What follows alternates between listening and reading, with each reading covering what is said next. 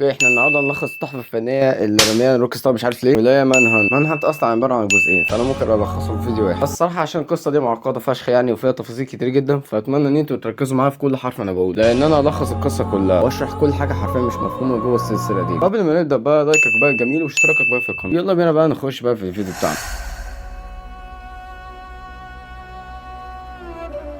قبل ما نبدا هنقدر نستوعب بكل سهوله ان الاحداث اصلا ماشيه مان هانت 1 بعدها مان هانت 2، عشان كده نبدا بقى بالجزء الاولاني واللي هو مان هانت 1. اوكي، القصه بتبتدي معانا بقى في اهم شخصيتين موجودين في اللعبه، واللي هو المخرج واللي اسمه ستارك ووذر. بالمناسبه بقى ستارك ووذر ده هو الفيلن بتاعنا، ده بقى الشرير الاساسي اللي احنا المفروض نقتله في نهايه اللعبه. ده بقى مخرج افلام، ولكن الراجل ده عنده ماليه ضخمه ونفوذ عاليه جدا ما بين العصابه والشرطه. والشخصيه الثانيه واللي هو بطل القصه اللي احنا بنلعب بيه واللي اسمه جيمس ايرل كاش، ده بقى قاتل متسلسل محكوم عليه من اساسا بالاعدام. افتكر بقى النقطه دي عشان هتهمنا قدام بقى في القصه. احداث بقى قصه اللعبه بتبتدي بقى في صحفيه في احد القنوات الاخباريه. نفهم بقى الصحفيه دي كانت بتجمع بقى اخبار عن المخرج بتاع الافلام اللي هو ستارك ووذر اللي احنا اتكلمنا عليه، وبتتكلم عليه ان هي بتديله بقى تهم ان هو بيجي يصور بقى افلام مش تمام وبيقتل الناس بطريقه وحشيه. والصحفيه دي عندها دلائل عشان تقدر توديه في 60 داهيه، بس في مشكله واحده، ان هي اصلا مش واثقه بالشرطه اللي في المدينه عندها، لان انا زي ما انا قلت الراجل ده نفوذه عاليه لدرجه ان دي واصله لحد الشرطه. ان انا زي ما انا قلت اصلا كل حد موجود في المدينه دي بيكون فاسد من اساسها، فهي مش عارفه تقدم عليه بدائل. المهم بقى هي بتسيب بقى الحوار ده كله وبتيجي بقى تتكلم على جيمس اللي احنا هنلعب بيه. بتقول ان هيتم اعدامه قبل الشرطه بقى بيوم بسبب الجرائم اللي كانت محكمه عليه، لان انا زي ما انا قلت هو كان قاتل اصلا متسلسل. ولكن هنا بقى بيتدخل المخرج بقى بتاعنا واللي هو ستارك ويزر، وبيدي بقى رشوه للشرطه اللي هي يعني المفروض تعدم جيمس، بدل ما يديله حقنه مسممه علشان تيجي تخلص عليه، لا ادوله حقنه فيها منوم. المهم يعني من بعد لما فات جيمس اكتشف بقى المصيبه اللي عملها المخرج بقى فيه. اول حاجه من مخططات المخرج ان هو يجي يستغل جيمس في افلام مشبوهه، وافلام مشبوهه دي بمعنى ان هي افلام دمويه بحت. لكن في مصيبه تانية هو عملها في جيمس، انه حطه في اوسخ واسوأ مكان في امريكا كلها، واللي هي كاراسير سيتي. المدينه دي متروسه عصابات وشرطه فاسده، والمحلات نصها ان ما كانش كلها اصلا مقفول وبايظ، او كان حتى كمان مجمع سكن للعصابات. وطبعا مش محتاج اشرح يعني ايه الوساخه والحقاره اللي بتحصل يعني جوه المدينه دي، ان في مناطق كتيره جدا قديمه ومهجوره وبيكونوا برضو قاعدين فيها عصابات كتير جدا. مش مجرمين اللي هم من النوع اللي ممكن يثبتوك ولا يسرقوك، لا مجرمين بمعنى سفاحين. وقليل قوي لما تلاقي حتى كمان بني ادم عادي، ولو كان اصلا بني ادم عادي اعرف ان هو كان هيكون فقير او حتى كمان شحات. طبعا الشرطه لا حدث ولا حرج، كلهم بمعنى كلهم فاسدين، كلهم بيتعاملوا مع ستارك ووذر اللي هو المخرج اللي احنا كنا لسه مكلمين عليه، بيتعاملوا برضه مع عصابات مشبوهه وسفاحين، غير ان الشرطه اللي بيتعامل معاها دي اصلا هم عليهم حراسه كمان مشدده ليه هو شخصيا ستارك ووذر. بس المهم يعني من بعد لما بيفوق جيمس بقى وبيعرف المصيبه بقى اللي حصلت له دي، لاقي بقى مره واحده المخرج بيجي يكلم جيمس وبيقول له بقى كالتالي. المخرج بقى بيقول لجيمس ان هو ميت بالنسبه للعالم، ولو عايز يعيش بقى وياخد الحريه لازم يجي يقتل اي حد يشوفه قدامه، ويحاول يعيش في اوسخ بيئه موجوده في امريكا بالكامل. والمخرج بقى بيجي يفهمه ويقول له ان هو متراقب 24 ساعه، لان حرفيا الكاميرات متروسه حرفيا في المدينه كلها. يعني نفهم كده ان كل خطوه بيمشيها جيمس بيكون اصلا متراقب فيها. ليه بقى جيمس بيتراقب بقى، وليه المفروض يجي يعمل كده كل الكلام ده؟ علشان المخرج عايز يصوره عشان يعرف ينتج افلام من ورا المواضيع دي ويكسب منها فلوس. ففعلا المخرج بيجي يفهم جيمس ان هو اي حد يجي يشوفه لازم يقتله، وجيمس الصراحه بيوافق، لانه في الاول والاخر اصلا قاتل متسلسل، وكده كده اصلا هو محكوم عليه بالاعدام. فهو من اساسا لو سمع كلام المخرج وعمل اللي هو عايزه هيعرف ياخد الحريه بتاعته ومش هيتعدم. اول بقى مهمه يديها المخرج لجيمس ان هو يجي يطلع بره الاوضه ويقتل اي حد يجي قدامه مهما مين يكون، ويجي اول بقى يوصل للنهايه ياخد بقى الحريه اللي هو كان وعده بيها. وبتبدا بقى المجزره بقى من هنا. اول عصابه بقى بيجي يخش عليها واللي هي عصابه ذا هولز. عصابه ذا هولز ما عندهمش نفس الخبره اللي عند جيمس من ناحيه القتل، لان هم الصراحه كانوا عصابه بسيطه جدا، عشان كده خلص على العصابه دي بكلمه بابشع الطرق الممكنه. عارفين طرق القتل الموجوده في اللعبه دي مريضه بنت مريضه قسما بالله. عشان كده ما تجيش تستغرب ان اللعبه دي ممنوعه اصلا اكتر من 20 دوله، والموضوع ده انا هتكلم عليه في اخر الفيديو، وممكن اعمل له فيديو مخصوص. كل ده جيمس عمله علشان مخرج ستارك امر بالموضوع ده، وهو كده كده اصلا ستارك موزع كاميرات في كل حته، فهو اصلا شايف جيمس بيتحرك من خطوه لخطوه. المهم يعني من بعد لما جيمس وصل بقى لحته النهايه، المفروض بقى ان هو ياخد الحريه المخرج وعد بيها جيمس من الاول، ولكن بقى هنا بقى بتحصل مفاجاه. بدل ما جيمس ياخد الحريه المخرج بقى وعده فيها، بيبعت له فرقه عسكريه بتدعى بالسوبرز، ويجي يخطفوه ويحطوه في العربيه، والشرطه دي بتودي جيمس لمكان تاني، منطقه تانيه يعني، لان المخرج الصراحه هو شايف ان جيمس ده عبد بالنسبه له، الموضوع لسه ما خلصش، هو لسه عايز ينتج افلام اكتر. المهم يعني هو بياخده المنطقه التانيه، والمنطقه التانيه دي بيسكنها عصابه اسمها ذا سكينز، وعصابه السكينز دول عنصريين جدا قدام السود، بيقتلوا اي حد اسود حرفيا بيعدي قدامهم. لا هو يا ريت اصلا الموضوع يخلص على كده، ما كانش اصلا زمان بطل القصه جاي يقاتلهم، بس هو اصلا من النازيين، واي حد مختلف مختلف عنهم بيجي يقتلوه حرفيا. وايه بقى مهمه كاش بقى المره دي؟ نفس المهمه برضه، ان هو يجي يقتل ويخلص العصابه دي بالكامل، وفعلا بيخلص عليهم كلهم. العصابه دي اي نعم هم قتلوا مجرمين بس مش قد خبره جيمس الصراحه، فهو عرف يخلص عليهم كلهم بابشع الطرق اللي تيجي في دماغه. المهم يعني بعد ما بيكون مخلص المجزره دي تيجي برضه فرقه تاني بتيجي تخطف جيمس لتاني مره، بيودوه عند مكان تالت عشان المخرج لسه بقى ما خلصش الفيلم بتاعه، هو عايز يكمل عن طريق جيمس. وداه بقى عند مكان قال عن باب من قبليه تبع عصابه وور دوجز. العصابه دي تحتوي على قتله مأجورين وجنود مرتزقه وجنود كانوا بيحاربوا قبل كده في حروب فاتت، والقائد بقى بتاعهم هو رومي ريز. وبنستوعب بقى من دلوقتي ان المهمه دي هتكون اصعب بقى من اللي قبليهم، لان العصابه دي بقى متدربه بقى بجد على القتل، بتعرف بقى ازاي تقاتل. لكن جيمس بيضطر ان هو بيقضي عليهم. ولكن بقى هنا بقى المشكله، العصابه قررت انها تيجي تخطف عيله جيمس بالكامل. هم هددوه ان هم هيقتلوا كل افراد عيلته. قرر جيمس بقى ان هو يجي يقتل غالبيه العصابه ما يقتلهمش كلهم، وفاضل عدد قليل قوي من العصابه، وعرف يحرر افراد عيلته كلها. من بعد لما هو حرر عيلته قرر ان هو يسيب العصابه دي بالكامل ويروح بقى عند مكان معين اللي هو مكان يعني النهايه، عشان تيجي برضه الشرطه اللي تبع المخرج ويجوا بقى ودوه لمكان تاني لثالث مره. وركزوا بقى في الاماكن الجايه دي علشان احنا من الحته دي هندخل بقى في الجد اكتر. هم يعني هم بياخدوه عند مركز تجاره، ولكن المحلات اللي جوه المركز ده اصلا بغالبيتها مقفوله. ولكن المركز ده بالكامل يسكنه عصابه من اصعب العصابات يعني الموجوده في المدينه كلها، واللي اسمها اينوسنتس. العصابه دي من اوسخ العصابات الموجوده في المدينه، تقريبا ما فيش ذنب الا وعملوه. اول حاجه العصابه دي عندهم عدد ضخم جدا من السفاحين اللاتينيين، والعصابه دي مليانه بامراض نفسيه غير طبيعيه لدرجه ان هم بيعبدوا الشياطين. ويا ريتهم يسكتوا على كده، لا ده نصهم اصلا منحرفين الجنس، مش عارف ايه القرف ده. وبيستخدموا كل انواع الاسلحه اللي يقتلوا اللي قدامهم. وزيد بقى فوق كل ده ان كل حرفيا جندي عندهم عباره عن فحل. العصابه دي عندهم قوه جسديه جباره. المخرج بيجي يؤمر جيمس ان هو يجي يخش عند اوضه معينه علشان بيبقى جواه شريط. المخرج عايز جيمس يجي يتفرج على الشريط ده عشان جوه الشريط ده في حاجه مهمه جدا تيجي تخص جيمس. وجيمس فعلا بيجي يفتح الشريط ده وبيجي يتفرج على فيه، بس بيتفاجئ ويتصدم اللي جوه الشريط ده عيلته وهي بتتقتل من العصابه، وطبعا قتلهم باوسخ الطرق اللي تيجي في دماغه. جيمس بقى لما شاف الشريط ده انفجر حرفيا، بقى مجنون، مبقاش في تفكيره اي حاجه ثانيه غير انتقامه بس لعيلته. وفعلا عمل اكبر مجزره في عصابه اينوسنتن، قتل كل جنود العصابه بافظع طريقه. وهو بقى خارج بقى من المجزره دي برضه هجمت عليه الفرقه الخاصه، هي الفرقه اللي تبع المخرج. المفروض بقى ان هم ياخدوه خلاص كده، ياخد بقى حريته لما يجي يوصل بقى للنهايه. يعني نفهم كده ان ده اخر مكان لجيمس بس، وافتكروا الحته دي كويس جدا. المكان المفروض يروحوا جيمس ده كانت مصحه نفسيه، وجوه المصحه دي بيسكنها اخطر عصابات موجوده في العالم. دي فعلا اشهر عصابه موجوده في اللعبه كلها، لانه بيلبسوا فعلا اقنعه غريبه جدا وبيبقوا مشهورين بيها، اللي هو قناع سمايلي فيس ده اللي هو اصلا تقريبا شعار اللعبه. المهم يعني نفتكر بقى ان دي اخر مهمه اصلا لجيمس اللي هي مهمه المصحه. المخرج بقى من هنا بقى كان قلقان جدا صراحه، لان جيمس لو اخذ الحريه ممكن يجي ينتقم لعيلته ويقتل المخرج، لانه اصلا المخرج هو السبب النفسيه اللي كان موجود فيها اصلا جيمس دي. المخرج بقى جات له فكره، قرر ان هو يجي يكلم العقيد رومي ريز عشان يجمع كل العصابه علشان يجي يروحوا عند مصحه نفسيه عشان يقتلوا جيمس. وفعلا اول ما شافوا جيمس اخذوا منه كل اسلحته وقاعدين يعذبوه ويضربوه، وقبل ما يقتلوه على اخر ثانيه جيمس عرف يهرب وعرف يستخبى. واحده واحده عرف يقتل اعضاء وور دوجز وياخد الاسلحه بتاعتهم. واول ما هو ياخد الاسلحه بتاعتهم خلص على جيش وور دوجز بالكامل، ما فضلش اي حد غير ريز بس. طبعا بسبب المجزره دي هو كان خايف ان هو في الحالتين اصلا يموت، فهو كان عايز يجي يهرب اصلا من المجزره اللي حصلت. وهو بيهرب بقى اتقابل بقى بالصحفيه اللي احنا شفناها في اول اللعبه، اللي هي كانت عايزه تفتح المخرج. خدت بقى جيمس وفهمته كل حاجه، قالت له ان اول حاجه اللي سبب بقى في عذابك النفسي ده هو ستارك ويزر. المخرج بقى ستارك ويزر. نفهم بقى من كلامها ان مخرج ستارك كان مخرج افلام ايام زمان، ولكن المشكله ان هو تم طرده من العالم يعني الفني بسبب افكاره الغريبه دي وافكاره اللي ليها علاقه بالاصناف. ولا يا جماعه مش فاهم يعني ايه كلمه اصناف؟ اصناف دي يعني افلام دمويه، افلام مليانه بالمرض النفسي حرفيا. وستارك ويزر من كتر بقى الفشل اللي هو كان عمال يزيده ده، من بعد يعني لما كان عمال يفشل في كذا فيلم، بقى مديون لكل الناس حرفيا، ما كانش عارف ازاي يسد دينه لغايه لما جات له فكره بنت مجنونه. وبالظبط فكره هي كانت ايه؟ ان هو يجي يعمل افلام اصناف من عن طريق جيمس، لان انا زي ما انا قلت لكم اصلا الكاميرات متوزعه في كل حته، فكل اصلا اللقطات اللي كان بيعملها جيمس دي المخرج كان عايز ياخدها عشان يعمل بيها فيلم. الفيلم بتاعه اصلا يعني اللي عمله ده كان عايز يجي يتمحور على حوار القتل والقتله المتسلسلين، وكانت فكرته هي ان هو يجيب مجرم حقيقي فعلا يجي يقتل الناس، والمخرج بقى يفضل بقى يصور ويخرج بقى كل حاجه هو صور. وبطل القصه هو جيمس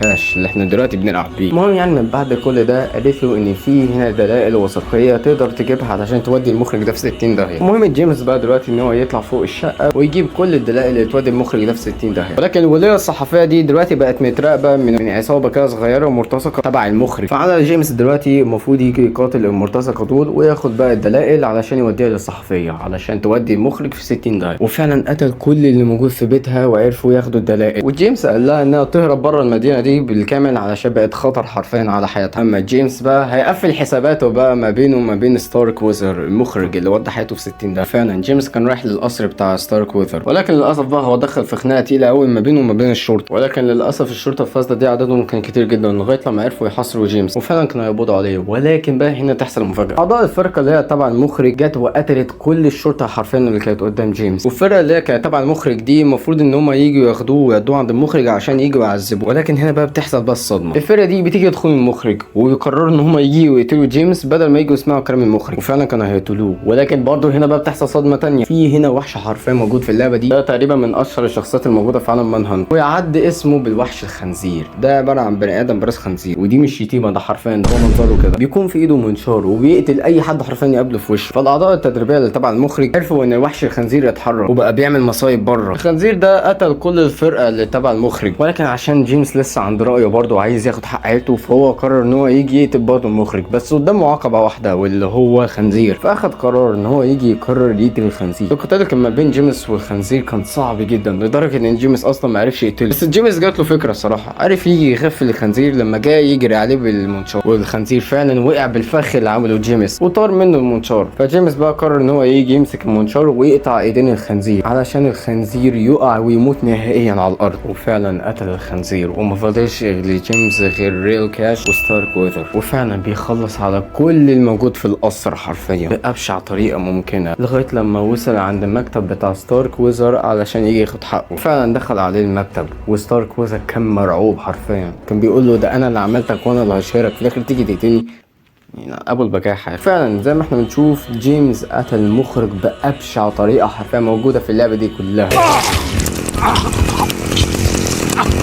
Cash, I made you!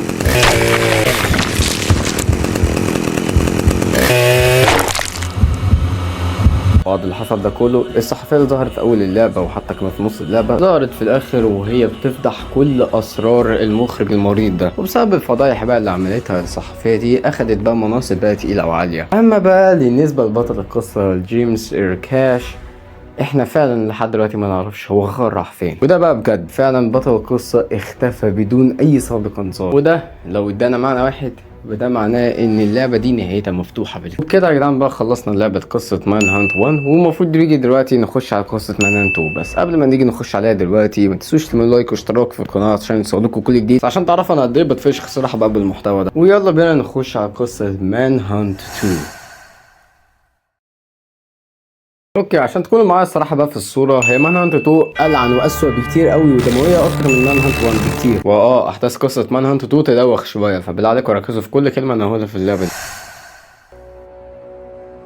القصة بتدور في مصحة نفسية، والمصحة دي بيحوم حواليها كمية رعد وبرق كتير جدا. في صاعقة للأسف ضربت المصحة دي، والضربة دي أدت إن النور بتاع المصحة ذات نفسه يتقطع خالص. ولكن قطعان النور ده على المصحة أدى إلى مصيبة، واللي هي إن كل المساجين اللي جوه المصحة دي للأسف اتفككوا. يعني كل المرضى اللي كانوا جوه المصحة دي الأوض بتاعتهم اتفكت وبقوا أحرار. وطبعا الممرضين بيحاولوا إن هم يلاحقوا المصيبة دي، ولكن ما بيلاقي حيلة. وللأسف المرضى اللي جوه المصحة دي بدأوا يهجموا على الممرضين، وابتدت بقى كل المصايب اللي جوه المصحة دي. وده يخلينا بقى نروح على بطل القصة واللي اسمه دانيال. دانيال ده بطل قصة مان هانت 2، وهو برضه سجين جوه المصحة دي. قدرة الحجز بتاع دانيال نلاقي ان دانيال بيفوق مرة واحدة وهو بيجي يخنق ممرضة لغاية لما هي يغمى عليها. بعد لما هي بتقع ما بين ايده، دانيال ساعتها بقى بيتجنن علشان ما بيكونش عارف ايه اللي جابه هنا وايه اللي كان عمال يحصل معاه، لانه للاسف فاقد الذاكرة. وفي نفس الوقت بيلاقي حد بيقول له احنا اخيرا عملناه، وقال له لو انت عايز تمشي من هنا فاتحرك. واكيد طبعا واضح اهو قدامنا دلوقتي ان الشخص ده بيعرف دانيال كويس جدا، ولكن المشكله ان دانيال ذات نفسه اصلا مش فاكره. المهم يعني الراجل ده بيقول له انا هقوم استكشف المكان شويه، لو عرفت تفوق من التوهان ده يبقى يا ريت تلحقني. والموضوع الصراحه غريب قوي، ليه اصلا يقول له على حاجه زي كده؟ ويفوق من ايه ويلحقه منين اصلا؟ وليه الهلاوس والافكار دي اصلا بتيجي لدانيال دلوقتي؟ ولكن كل ده احنا هنفهمه قدام في القصه. المهم بقى بنلاقي الشخص ده برضه بيعلم دانيال ازاي يعني يقتل اللي قدامه. يعني لو الشخص ده واقف يعني قدامه ومش عايز يديله الحريه يبقى يا ريت يعني يخلص عليه. وهنا هو قصده على الممرض، ففعلا دانيال بيضطر ان هو يجي يقتل الممرض اللي قدامه. بعدها بقى هو للاسف بيبدا بقى يرجع، لان دي من اساسا اول جريمه هو يبدا يعملها، وطبعا هو اكيد ما قدرش يستحمل المنظر فعشان كده بدا يرجع. يا اخي مان هانت اخر زمن. المهم بقى دانيال بقى هو بيكمل بقى الطريق، وبرده صاحبه ده برده عمال يفهمه شويه حاجات يعني موجوده في الطريق، لغايه لما يلاقي كده شباك موجود في المصحه ويجي بقى يكسره عشان يعرف يهرب بقى بره المصحه خالص. المهم يعني من بعد لما دانيال طلع بره المصحه، صاحبه بقى قال له ان الشاحنه اللي قدامهم دي هي الطريق الوحيد اللي يقدروا يخرجوا بيها بره المصحه، واللي عليهم بس ان هم يعدوا العقبات اللي قدامهم عشان يوصلوا للشاحنه، واللي هم يعني الحراس. وازاي بقى يعدوها؟ اكيد بالقتل طبعا، يعني ايه السؤال المتخلف. المهم بقى دانيال قتلهم فعلا كلهم بابشع طريقه ويخبي الجثث بتاعتهم واستنى لحد لما السواق يجي علشان دانيال يخش جوه الشاحنه ويهرب منهم. وبكده بقى دانيال وصاحبه عرفوا يهربوا بره المساحه دي بالكامل. المهم يعني بعد الاحداث دي صاحب دانيال بيقول لدانيال ان في حاجه مهمه جدا انت مخبيها في بيتك، فعشان كده احنا لازم دلوقتي نتحرك على بيتك. وصاحب دانيال ده الغريب بيقول لدانيال ان الحاجه دي انت لازم تاخدها دلوقتي حالا. بس دانيال بقى ساعتها بقى بيتفجر بقى في وشه وبيقول له انت ازاي تعرف عني اصلا كل الحاجات دي. ولكن صاحب دانيال بيفهمه ويقول له ان مفيش وقت يشرح له اي حاجه، لان دلوقتي المان هانت بيجروا وراهم، وبيقول له انه عمرهم ما هيستسلموا نهائيا لغايه لما يجي يقتلوهم هما الاثنين. ساعتها بقى دانيال بيقتنع بقى باللي قاله. بعدها بقى راحوا هما الاثنين على بيت دانيال، ولكن حصل بقى المتوقع، لقى ان دلوقتي تحت بيت دانيال حراسه شديده قوي من المان هانت. يعني هما لقوا ان المان هانت دلوقتي محاصرين بيت دانيال بالكامل، ولكن دانيال عرف يتخلص منهم كلهم. ولكن في حاجه يا جماعه غريبه جدا ممكن تبان لكم في مان هانت 2، يعني على الاقل يعني في البطل الجزء الاولاني الراجل اللي احنا كنا بنلعب بيه اصلا كان سفاح لوحده، فهو عارف ازاي يقتل ويخلص على اللي قدامه. ولكن ازاي دانيال البني ادم الطبيعي عرف ازاي يخلص على مان هانت بالكامل اللي هم محاصرينه تحت بيته؟ ده غير اصلا مان هانت دول من اساسا متدربين كويس جدا، ازاي دانيال عرف يقتلهم بكل براعه زي كده؟ وانا عارف كويس ان كل الاسئله دي طبيعي جدا اي حد يجي يسالها، ولكن انا احب اقول لكم محدش يستعجل خالص لان انتوا هتفهموا كل حاجه قدام. المهم بقى دانيال دخل البيت ولقى ان المكان كله حرفيا محروق، وصاحب دانيال بقى بيقول له ان يمكن البروجكت او صحاب يعني بتاع المشروع هم اللي حرقوا المكان ده بالكامل. اللي مش فاهم بقى ممكن اجي افهمه دلوقتي. المشروع ده هي عباره عن ناس يعني بتعمل تجارب كده ومشاريع، الشركه او التجربه ذات نفسها يعني اسمها المشروع او الجسر. فمشروع الجسر دول بقى او الناس يعني بتوع مشروع الجسر عايزين يتخلصوا من دانيال، فعشان كده هم حرقوا بيته بالكامل، وهم برضه المرسلين مان هانت عشان يجوا يخلصوا على دانيال. المهم ان صاحب دانيال ده بيقول لدانيال دلوقتي ان هو ممكن يلاقي الحاجه اللي احنا بندور عليها في القبر او الحاجه اللي دانيال مخبيها. وفعلا دانيال بينزل تحت القبر وبيلاقي الحاجه اللي هم بيدوروا عليها، وهي عباره عن شنطه، جوه الشنطه دي فيها حقنه، وعلى طول دانيال بقى بيستخدمها على نفسه. واول بقى ما دانيال يحقن نفسه بقى بالحقنه دي على طول بقى بيفتكر صاحبه بقى المقرب واللي اسمه ليو، وافتكروا بقى الشخص ده كويس جدا عشان هو هيفرق معانا كويس جدا قدام في الاحداث، وليه ده يبقى يكون صديق المقرب لدانيال، وهو فعشان كده ساعد دانيال في الاول ان هو يجي يهرب من المصحه اللي هم كانوا فيها دي. المهم بقى ليو بيقول دلوقتي لدانيال ان هو لازم يهربوا دلوقتي حالا من المان هانت عشان هم دلوقتي بيدوروا عليهم. ولكن جوه الشنطه دي بقى دانيال بيلاقي حاجه غريبه جدا، بيلاقي كارت كده بتاع النادي الليلي ومكتوب عليه جودي. المهم بقى دانيال اول ما بيشوف الكارت ده بيقول لليو ان هم ما يهربوش دلوقتي، والمفروض دلوقتي يجي يروح عند النادي الليلي ده، علشان المفروض ان دانيال كان كل يوم كان بيروح عند النادي ده بيقابل شخص معين، ولكن دانيال للاسف هو مش فاكر مين الشخص ده. المهم ان ليو بيجي يرفض الفكره دي خالص، ولكن دانيال بيصر ان هو يجي يحقق الفكره دي علشان عايز يفتكر مين اللي الناس فيه ده، ومع نفس الوقت هو كان عايز يعمل كده عشان عايز يسترجع ذاكرته واحده واحده. المهم بقى ان دانيال بيخش على المكان ده فعلا وبيجي يتسلل جواه ويقتل اي حد يجي يقف قدامه. وبالمناسبه يعني في موضوع القتل في اللعبه دي القتل فيها اصعب بكتير من الجزء الاولاني ده اللي انا خدت بالي منه. المهم بقى قعد يقتل في الناس كلها لغايه لما دخل اوضه معينه ولقى فيها دكتوره. المهم يعني لما الدكتوره بتشوفه بتنصدم، بتقول له انت ايه اللي جابك هنا؟ الدكتوره بتفهمه وبتقول له انت المفروض اصلا ما تكونش هنا عشان المان هانت دلوقتي بقى في كل مكان، ولو شافوك هيقوموا يقتلوك. لكن دانيال بيقول لها ان هو مش فاهم اي حاجه، هو كل اللي حصل ان هو طلع من السجن عن طريق ليو. بس اول ما الدكتوره حرفيا بتسمع اسم ليو بتنصدم حرفيا. الدكتوره بتقول لدانيال انت ازاي اتعرفت عن ليو، ولا حتى كمان ازاي شفت؟ الدكتوره بتخاف من دانيال اكتر، وبعديها بقى الدكتوره بتدي مفتاح لدانيال وبتقول له ياخد المفتاح ده علشان هو يعني كان مديهولها قبل كده، وقال لها اول ما هي تشوفه تديله المفتاح ده عشان يعرف يفتح البيت السري بتاع دانيال. بس دانيال بيسالها بقى هو فين اصلا البيت السري ده؟ الدكتوره بتقول لدانيال ان البيت السري ده فوق السينما، بالمناسبه السينما دي اصلا مهجوره، ولكن الدكتوره بتقول لدانيال ان هو ما يجيلهاش تاني ولا حتى كمان يرجع المكان ده. المهم بقى ان ليون بيقول لدانيال ان هو ما يروحش البيت ده علشان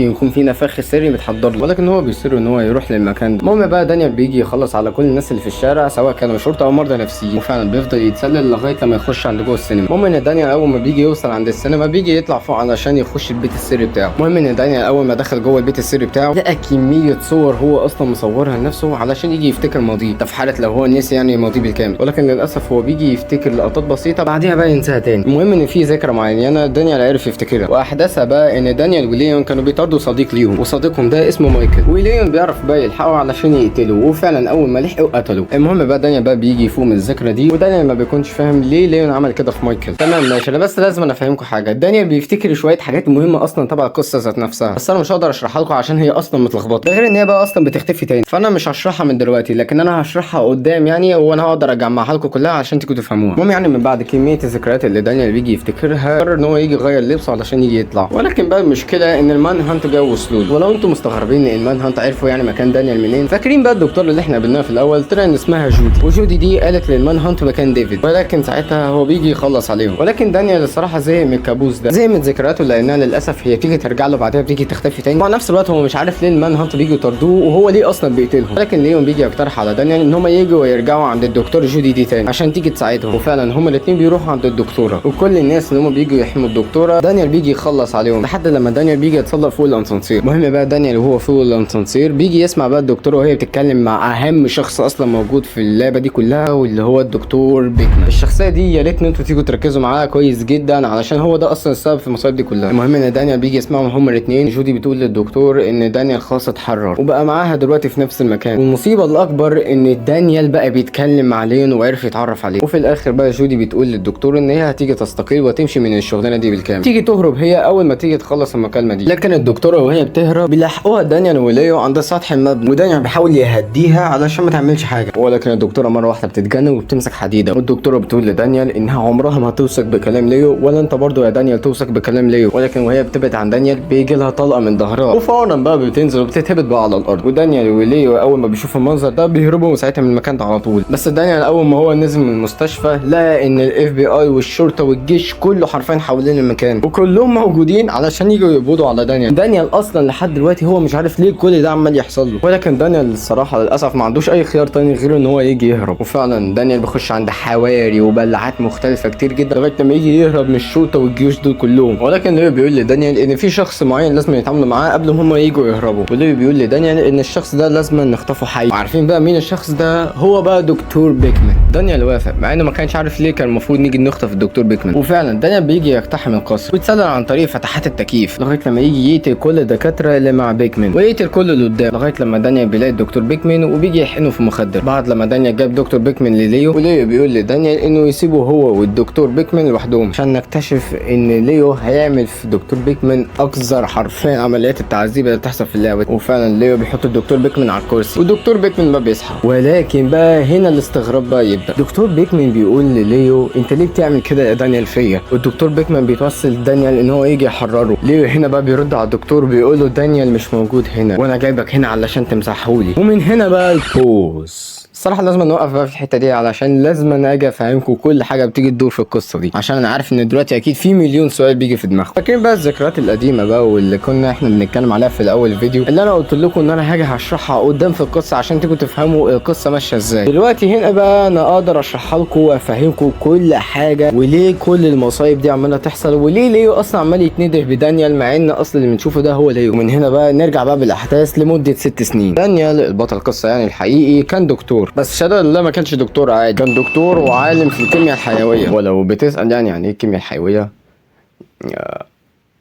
يعني هيكون ايش عرفني يعني ما تسال اي حد تاني. المهم بقى دانيال بيكون عالم في الكيمياء الحيويه واللي يثبت الكلام ده اكتر ان الحقن اللي احنا كنا بنشوفها او يعني كان بيستخدمها دانيال طول اللعبه كانت من اختراعه هو اصلا. المهم دانيال بيته قرب يتخرب بسبب ان الديون بتاعته بدات تكتر وغير كده اصلا المشاريع بتاعته بدات تفشل. فنفهم بقى من كده ان حياته فعلا شبه تعيسه. وبنلاقي دانيال بيقول لمراته ان هو هيتطوع في عمليه والعمليه دي بتكون عمليه جراحيه ومقابل العمليه دي ان كل الديون بتاعته هتتسدد. وبنلاقي دانيال بيكذب على مراته بيقول لها ان العمليه دي هتساعد المرضى النفسيين في حل مشاكلهم. ولما تعرفوش بقى مرات دانيال ان دانيال داخل في اصلا مشروع بتاع تطوع حكومي. يعني المشروع ده او العمليه دي اصلا تبع الحكومه. المشروع ده سري تماما واسمه بيكمان بريدج او جسر بيكمان. وفكره المشروع ده ان هم عايزين يجيبوا شخصين. شخص عادي جدا ما عندوش اي قضايا ولا اي مشاكل عند الحكومه بس بشرط يكون عبقري حرفيا وذكي وده طبعا بنلاقيه عند دانيال. اما بقى الشخصيه الثانيه عكس الشخصيه الاولانيه الذكيه خالص. الشخصيه الثانيه ما يكونش ليها اي ضمير من ناحيه القتل. يعني الشخصيه الثانيه عباره عن قاتل او المفروض اصلا يكون سفاح. والفكره بقى بتاعت المشروع ان هم عايزين يدمجوا الشخصيتين دول في شخص واحد. وبرضه بشرط الشخص اللي تم عليه العمليه ما ينفعش يعرف ان في شخصيه تانية جواه. يعني الشخص الواحد اللي بيتم عليه العمليه او التجربه يعني بيكون ذكي جدا ومع نفس الوقت عليه طوابع شريره بس بشرط كل ده ان هو ما يحسش ان في شخصين جوه جسمه. فهمتوا بقى الفكره ماشيه ازاي؟ غير بقى شرط العمليه دي ان في جمله كده بتتقال للشخص الشرير او القاتل يعني عشان نكون في الصوره. الجمله دي لو اتقالت الشخص الشرير ده هيجي يصحى جوه الجسم اللي اتعمل عليه العمليه فيه. ولو اتعادت بقى الجمله دي تاني، الشخصيه الشريره ممكن تغيب عن الوعي. بعد لما هي بقى تغيب عن الوعي تصحى بقى الشخصيه الاساسيه، تصحى وما تكونش فاكره اي حاجه حصلت، او على صح تصحى وما تكونش فاكره ان في شخصيه اصلا بتكون جواها. وطبعا مع كل الاحداث دي من غير اي تفكير، ده طبعا يبني انفصال في الشخصيه، وده طبعا يقدر يشرح لنا ليه الناس كلها كانت خايفه من دانيال اول ما يجوا يسمعوا اسم ليو، وليه الناس بتستغرب اكتر اول ما دانيال يقول لهم ان هو شايف ليو. وعلشان اكون واضح لكم في الصوره، الشخصيه العبقريه اللي كانت جوه مشروع الجسر هو دانيال، والشخصيه الشريره او القاتله يعني اللي كانت برضه جوه مشروع الجسر هو ليو. ومشروع جسر بيكمان بقى هم حولوا ليو ودانيال لشخص واحد، يعني دانيال هو ليو، وليو هو دانيال. ولكن طبعا تفكير الاثنين مختلف اكيد، ان بالعقل يعني واحد سفاح والتاني عالي، لا وهما الاثنين اصلا ما يعرفوش ان هما في جسم واحد من اساس. لا ومش كده بس، ده حتى كمان لو كانوا عايزين يختلوا حد بيجوا يصحوا ليو ويبعتوه عشان يقتل الهدف. بعديها بقى يصحى دانيال وما بيكونش فاكر اي حاجه اصلا هو كان عاملها. لا ومش كده بس، ده من بعد لما بيجي يصحى ما بيكونش عارف ان في شخص تاني اصلا في جسمه، لغايه لما حصلت المصيبه هي ان يوم من الايام للاسف ليو عارف يتعرف على دانيال. المفروض اصلا ما ينفعش نهائيا يجوا يتعرفوا على بعض، ولكن هما للاسف اتعرفوا. والمصيبه الثانيه ان دانيال لحد دلوقتي ما يعرفش ان ليو ده اصلا شخصيه مش حقيقيه. دانيال للاسف كان طول الوقت كان بيشوف ليو قدامه حرفيا وبيتحرك في كل مكان. لا مش كده بس، ده حتى كمان كان بيشوفه صديقه المقرب، ده حتى دايما كان بيروح لكل حته كان بيروحها ليو. ولكن بقى العكس حرفيا مش صحيح خالص. ليو كان عارف ان هو كان شخصيه ثانويه، وان هو شخص وهم قدام دانيال، وان هو بس شخص مزروعه جوه عقل دانيال، وكان عارف كل حاجه بخصوص المشروع ده اصلا. عشان كده ليو كان بيحاول طول الوقت ان هو يجي يسيطر على عقل دانيال قبل ما يجي حد يمسحه من عقل دانيال. وده كان بيشرح ليه ليو كان بيقول للدكتور بيكمان ان هو عايز يمسح دانيال من عقله علشان يسيطر عليه. وغير كده كان بيخطط ان هو يجي يقتل كل الناس اللي ليهم علاقه بالمشروع، ويجي يمسح كل مخططات المشروع ده. عشان كده ليو عرف ان هو يجي يقنع دانيال ان هم يجوا يقتلوا صديقهم اللي اسمه مايكل. سرقوا المفتاح بتاع اليخت بتاعه وعرفوا يهربوا. راحوا هم كمان برضه على الشخصيه الثانيه، وقدر دانيال ان هو يقتل الشخص الرئيسي الممول للمشروع ده، وكان اسمه ستانلي. لا مش كده بس، ليه عرف يجي يقنع دانيال ان هم يجوا يتسللوا عند مستودع، ويجوا ياخدوا الاوراق اللي تخص دانيال وليو، والاوراق دي بتتكلم على حقائق دانيال وليو، ودي بتبقى عباره عن سجلات بتاعتهم وكل المعلومات اللي ليها علاقه بالمشروع. وفعلا دانيال بيجي يحرق كل الملفات اللي بتظهر قدامه، وفضلوا بقى هم الاثنين يقعدوا يختلوا في كل شخص ليه علاقه بالمشروع ده، لغايه لما حصل حاجه لدانيال. اللي حصل بكل بساطه ان الدكتور بيكمان حط كاميرا في بيت دانيال، عشان لو دانيال ظهر في الكاميرا يقدروا يقبضوا عليه، عشان حرفيا هو دلوقتي مشكل خطر كبير جدا ليهم. ولكن حصلت مصيبه محدش كان عامل حسابها خالص. اللي رجع البيت دانيال فعلا وجسمه وكل حاجه، ولكن بعقل ليو. اللي نكتشف بقى ان ليو سيطر على عقل دانيال في الوقت ده. دانيال او ليو يعني دخل على بيته وقابل مراته،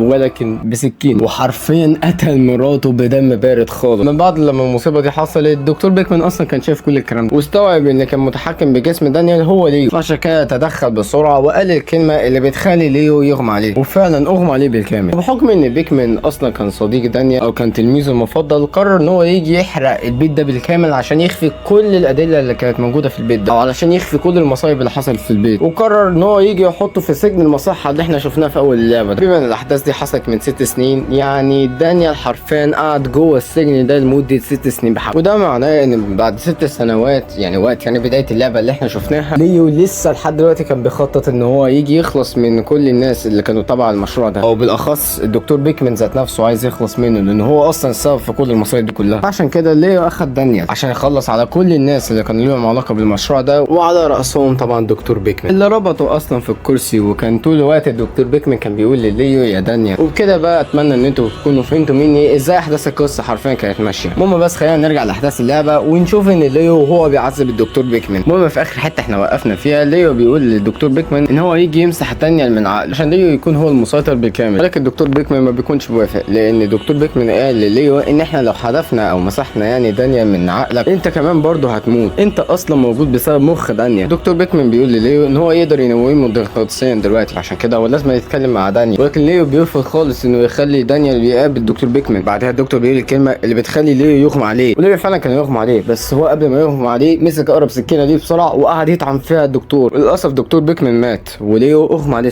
ساعتها دانيال صحي في نفس المكان وبيكون ناسي كل حاجه حصلت. المهم بقى ليو بيقول لدانيال ان هم لازم يهربوا قبل ما التعزيزات تيجي توصل، وفعلا بيطلعوا بره المكان بالكامل وبيجي يكملوا هروب لحد لما يجي يوصلوا عند مزرعه معينه. المهم ان دانيال وليو وهم ماشيين عادي، في دكتوره مره واحده طلعت من ورا دانيال، جت وحقنت ظهر دانيال وهو ما كانش واخد باله، وهنا بقى تدريجيا دانيال بدا يغمى عليه. المهم بقى دانيال بيصحى مره واحده وبيلاقي الدكتوره دي داخله عليه وبتساله وبتقول له هل انت فاكر فاكرني او فاكر احنا كنا بنعمل ايه مع بعض.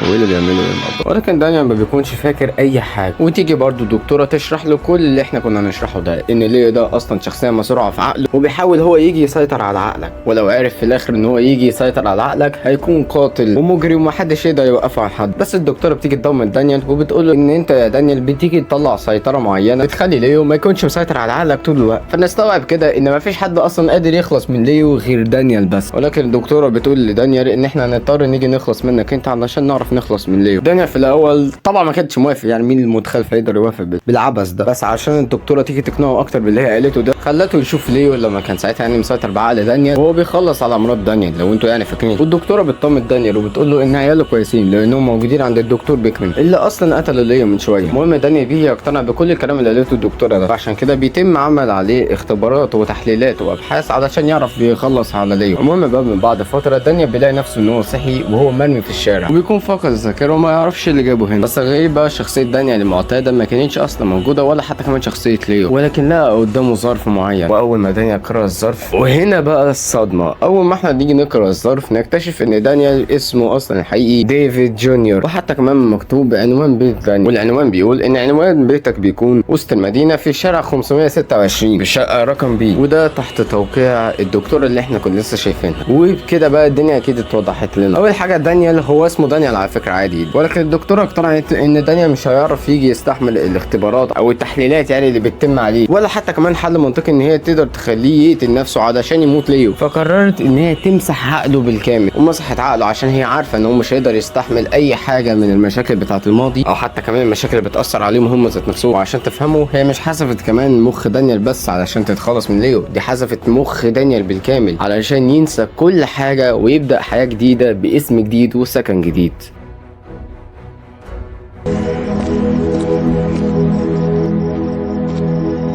ولكن ثانية واحدة، احنا لسه ما قلناش النهايه التانية، زي ما انتوا سمعتوا بالظبط، لان اللعبه دي اصلا ليها نهايتين. النهايه اللي احنا لسه سمعناها دي هي النهايه الكويسه بتاعت اللعبه، ولكن النهايه التانية بيصحى فيها دانيال وبيقول للدكتوره ان هو عرف ينتصر على ليو ويعرف ان هو يجي يتغلب عليه. الدكتوره بتيجي تطمن من الكلام ده، واول ما تمشي بتسيبه وليو بيجي يخش يغسل وشه شويه، ولكن الصدمه كبيره لما يجي يبص على المرايه ويلاقي وش ليو قدامه. نفهم كده ان هو لسه مستمر في مسارات العذاب دي، وان هو لسه ما خلصش من ليو ولا اي حاجه. ومش كده بس، ده هو ليه اصلا السيطره كامله دلوقتي على دانيال. وللاسف دي كانت النهايه المأساويه او حتى كمان النهايه السريه، وده لو هيثبت حاجه هيثبت لنا ان السلسله دي نهايتها مفتوحه بالكامل، حتى كمان في الجزء الاولاني والتاني. ريلكاش ما نعرفش مصيره ايه، ودانيال ما نعرفش نهايته ايه.